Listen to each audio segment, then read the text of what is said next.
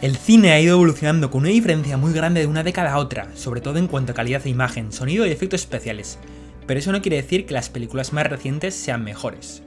Vamos a ver lo mejor de cada década y cómo ha sido la evolución. En 1896, los hermanos Lumière rodaron un corto de tan solo 56 segundos, la llegada del tren a la estación de la ciudad.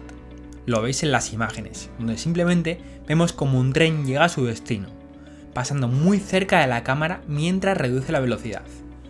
Hoy en día parece poca cosa, ya que hasta un aficionado podría rodar algo similar, pero en la época fue una auténtica revolución, y fue un descubrimiento para el mundo de lo que el reciente invento llamado cinematógrafo podía hacer.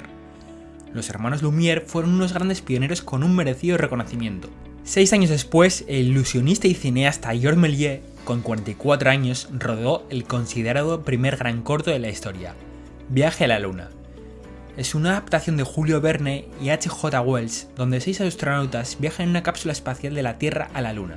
Georges Méliès había hecho ya muchos cortos y este era nada más y nada menos que su número 400, donde dio finalmente con la tecla y abrió el mundo del cine una nueva puerta para contar historias, mediante el uso de trucos y efectos especiales. Lo tenéis en YouTube, obligatorio verlo. A partir de aquí, el cine seguía siendo mudo, pero ya se hicieron los primeros largometrajes.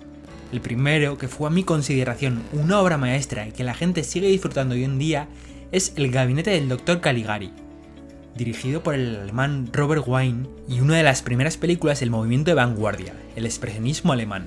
Imaginaros cómo fue en la época. A pesar de ser cine mudo, es la considerada primera cinta de terror. No es sorprendente que la gente se desmayara viéndola. Incluso directores actuales han sido influenciados por esta obra maestra. Si tenéis la suerte de no haberla visto, intentad poneros en la piel de lo que sintieron los que la vieron en 1920 y años venideros. Una barbaridad que podéis ver en Filmin.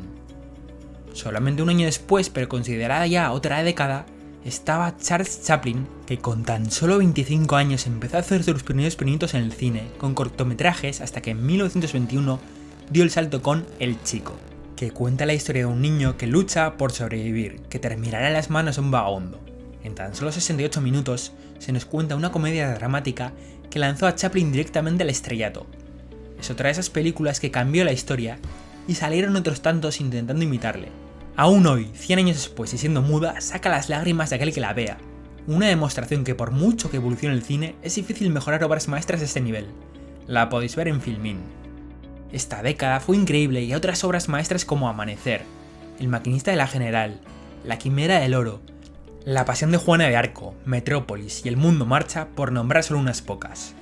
Chaplin siguió trabajando sin parar, dejando películas para la historia, y fue en 1936 cuando estrenó la que para muchos es su mejor obra, Tiempos modernos.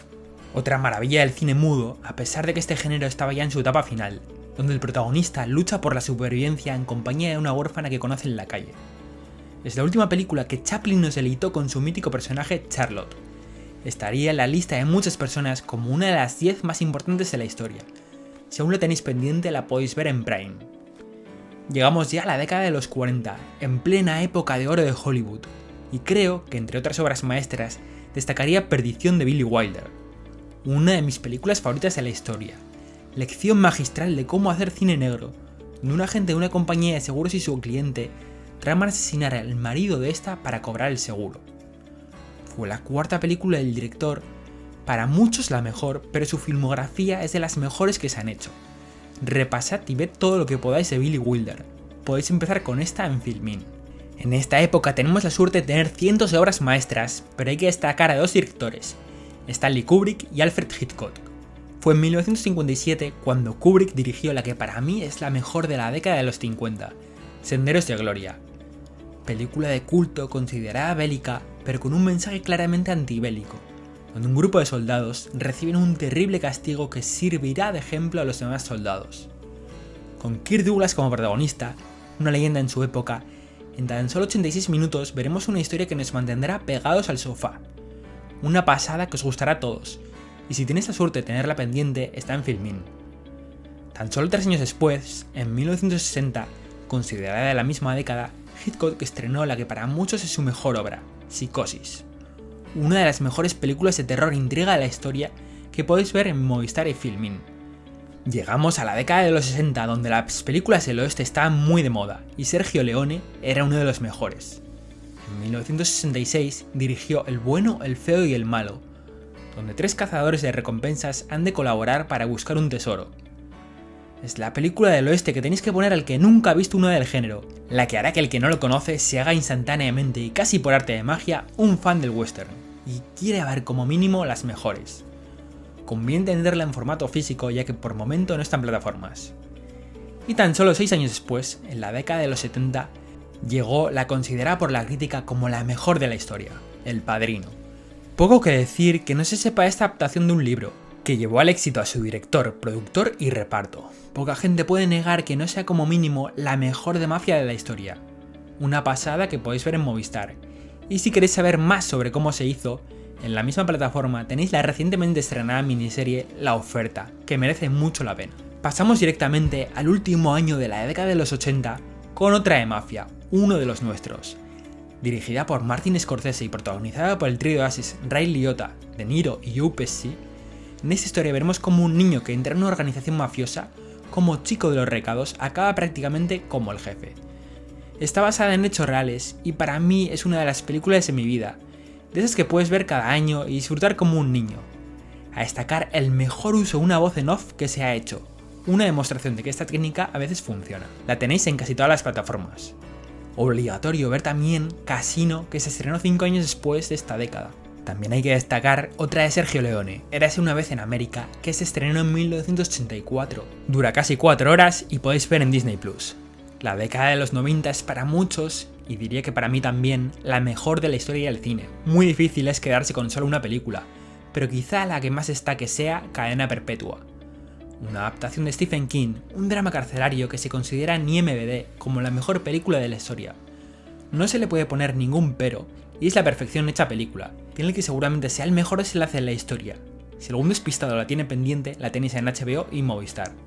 Otras dos como mínimo a destacar de la década son la mejor película de Steven Spielberg, La lista de Schindler, que es difícil encontrar a alguien a quien no le encante, y la mejor de Quentin Tarantino, Pulp Fiction, un thriller de historias cruzadas que es simplemente perfecto.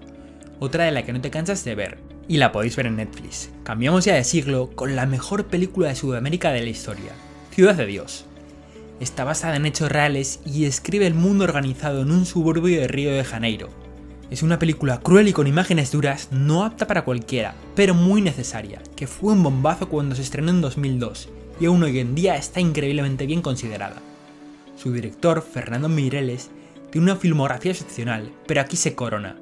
Según lo tenéis pendiente está en Prime Video. La década del 2010 tiene muchas geniales, pero destacaría entre otras Interestelar.